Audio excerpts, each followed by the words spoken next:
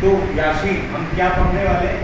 हम ये पढ़ने वाले हैं कि मान लो हमें ग्रुप ऑफ एलिमेंट्स अपने प्रोग्राम में चाहिए, ठीक है। उसके लिए हमारे पास बेसिक कॉन्सेप्ट क्या है कि सेम टाइप का डेटा है, उसको हमें स्टोर कराना है, कई सारा डेटा, तो हम वहाँ पर एरे यूज करते हैं।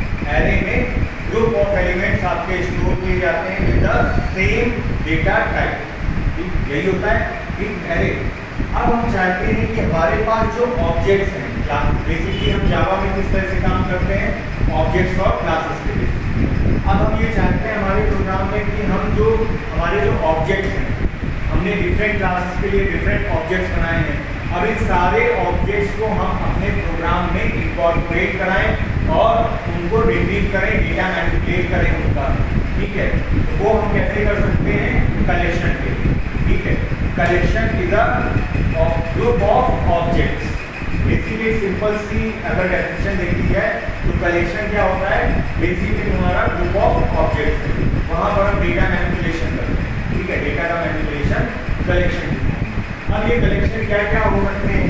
कलेक्शन फ्रेमवर्क हो सकता है, इटरेबल इंटरफेस हो सकता है, कलेक्शन इंटरफेस हो सकता है, लिस्ट हो सकता है, वेक्टर हो सकता है, set, Q, stack, array class और लास्ट में हमारे पास जावा स्ट्रिंग एपीआई।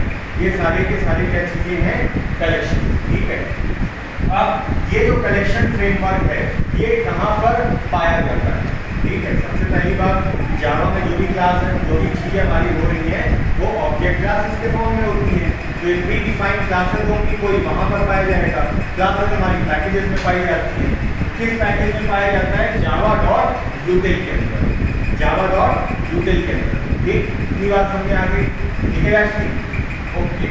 अब मान लो प्रोग्राम के थ्रू हम ये समझने की कोशिश करते हैं कि एरे और कलेक्शन में क्या डिफरेंस है। एक हमारे पास प्रोग्राम है, एक प्रोग्राम है बेसिकली जहाँ पर हम अपने एम्प्लॉइज का डेटा स्टोर कर रहे हैं और रिट्रीव कर रहे हैं, ठीक है। ये प्रोग्राम है, ये हम सिंपल एरे के थ्रू भी कर सकते हैं और एरे लिस्ट के थ्रू भी कर सकते हैं, जो कि हमारा एक कलेक्शन होता है, ठीक है। इतनी बात समझ आ गई। एरे के थ्रू जब हम ये चीज़ परफॉर्म करने की कोशिश करते हैं तो वहाँ पर हमारे पास समस्या ये है कि डेटा आपका सेम डेटा टाइप का होना चाहिए, ठीक। सेम डेटा टाइप का डेटा होना चाहिए। उसके अलावा और एक बार हमने एरे का साइज फिक्स कर दिया तो इसको हम चेंज नहीं कर सकते, ठीक। दो बातें समझ आ गई।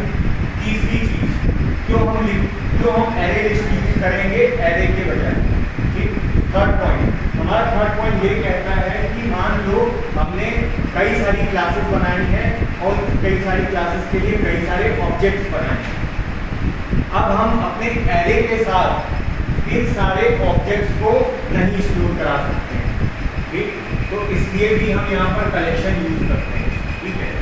सबसे पहले हम अगर प्रोग्राम देखें तो हमारे प्रोग्राम में हमने ये लिखा है import java.io, एक क्लास बनाई जो कि क्लास हमारी emp, और emp के अंदर हमारे दो इंस्टेंस वेरिएबल हैं, id एंड स्ट्रिंग नेम। ये id और नेम हमारे एम्प्लॉय क्लास के इंस्टेंस वेरिएबल है, ठीक। इसके बाद एक मेथड बनाया हमने पैरामीटराइज कंस्ट्रक्टर, जो कि emp नाम से, इसमें दो वेरिएबल हमारे इनपुट आर्गुमेंट्स में जाएंगे, i and string n। i में आपकी id की वैल्यू जाएगी, n में आपकी नेम की वैल्यू जाएगी, ठीक है। इतनी बात समझ में आई। उसके बाद एक मेथड है डिस्प्ले। इस डिस्प्ले में हमारा ये id और ये नेम, ये हमारी वैल्यूज रिफ्लेक्ट करेंगी, ठीक। ये बात समझ में आ गई। अब उसके बाद एक मेन क्लास बनाई, क्लास टेस्ट। उसमें हम पब्लिक स्टैटिक वॉइड में string args buffer reader br, हम क्या कर रहे हैं, एक इनपुट यूजर से इनपुट ले रहे हैं, तो वहां पर buffer reader br equals to new buffer reader, new input stream reader system dot in. ये हमारा एक ऑब्जेक्ट बन गया br क्या करेगा, सिस्टम से रीड करेगा इसी तरह की स्ट्रिंग, ठीक। तो अब हमको क्या करना है, एरे बनाना। अब यहाँ से हमने एक एरे बनानी शुरू करेंगे, emp एरे न्यू emp, कितना साइज है 5, ठीक। एरे ऐसे बनती है, ठीक।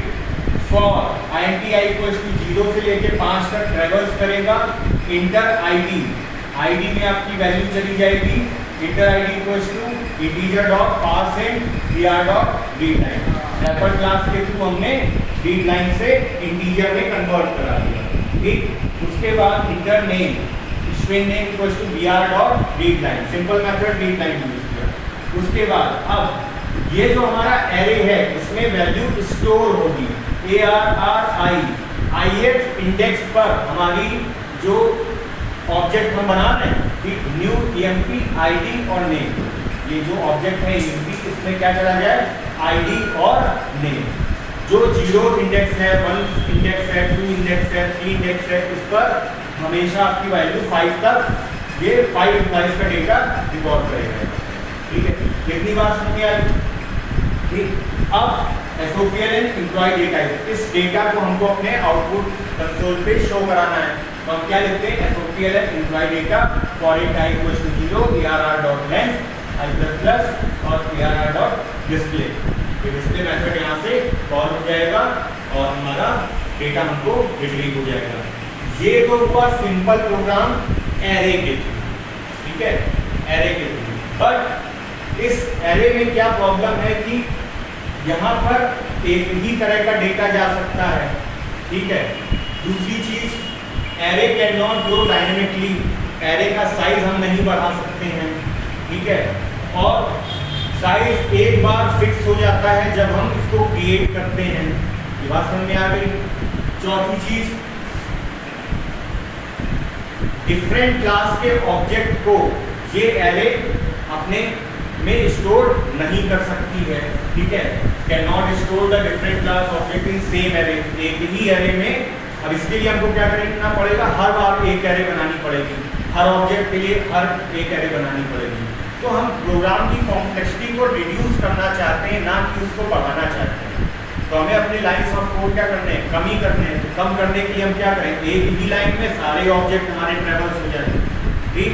तो ये हम करते हैं अपने कलेक्शन और कलेक्शन फ्रेमवर्क के थ्रू। इसमें से एक एग्जांपल हमने यहाँ पर अभी दिखाया हुआ है लिंक एरे लिस्ट का, ठीक है।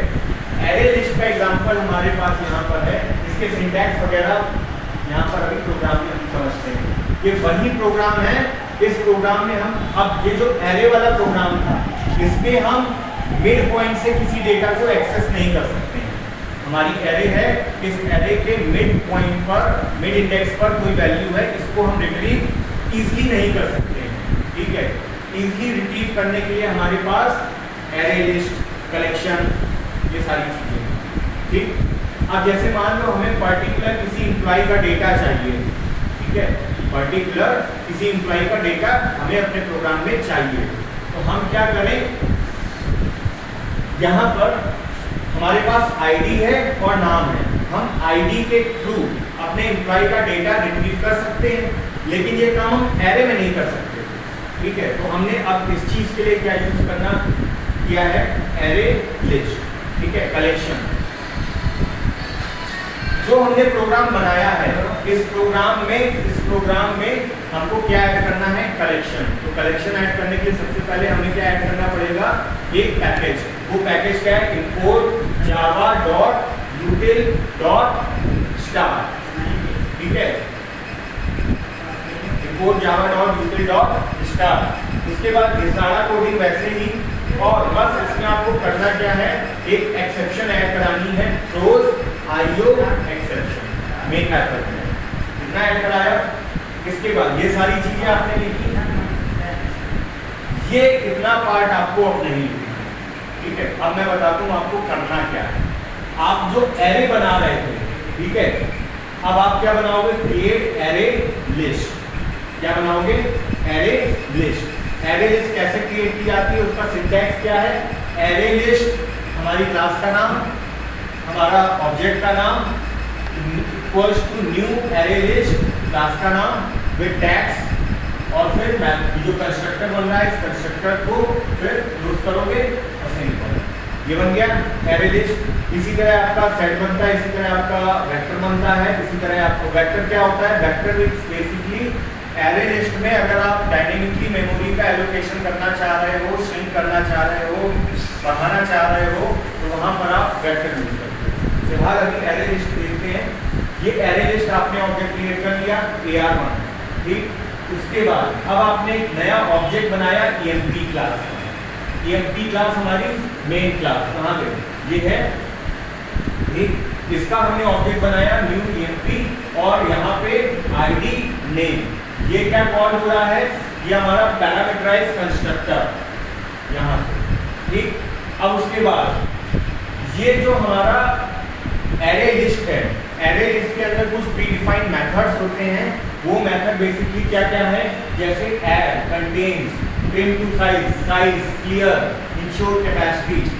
ये जो ऐड मेथड है ये क्या करेगा, जो ऑब्जेक्ट हमारा है उस ऑब्जेक्ट को ऐड करेगा, उस ऑब्जेक्ट में जो भी डेटा होगा उस डेटा को ऐड करेगा हमारे AR1 में, ठीक। इतनी बात समझ में आ गई। अब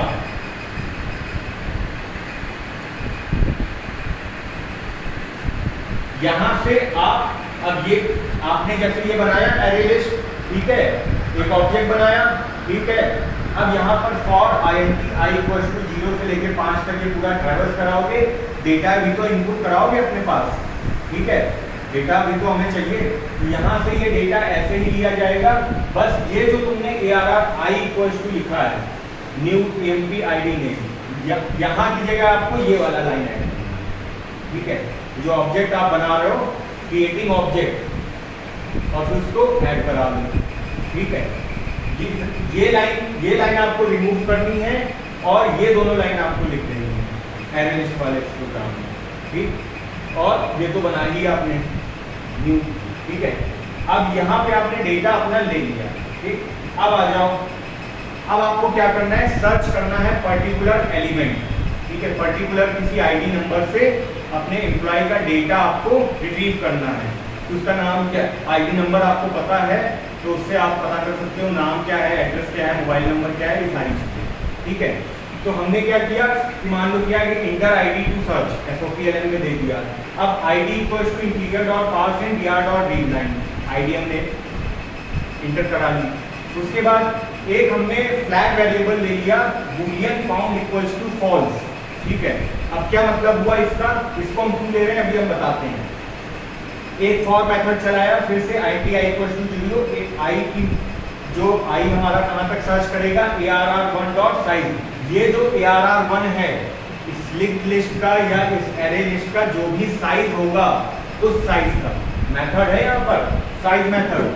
ये साइज मेथड क्या देता है आपको, रिट्रीव करके क्या चीज, इस एरे लिस्ट का साइज इंटीजर फॉर्म में, ठीक। फिर i++ किया EMP OB = अब एक ऑब्जेक्ट बनाया OB। ये OB क्या कर रहा है, क्या करेगा, जो भी यहाँ पर return the element available at the specified position, ith position पे। ये जो आपकी फॉर की केस कंडीशन चल रही है, 0th इंडेक्स, 1 इंडेक्स, 2 इंडेक्स, ठीक है, 5th इंडेक्स तक जाएगा। तो हर इंडेक्स पे क्या करेगा, ARR1 में गेट वैल्यू गेट करेगा, ठीक। Return the element available into that specified position, ठीक। तो गेट मेथड हो गया वहां पर।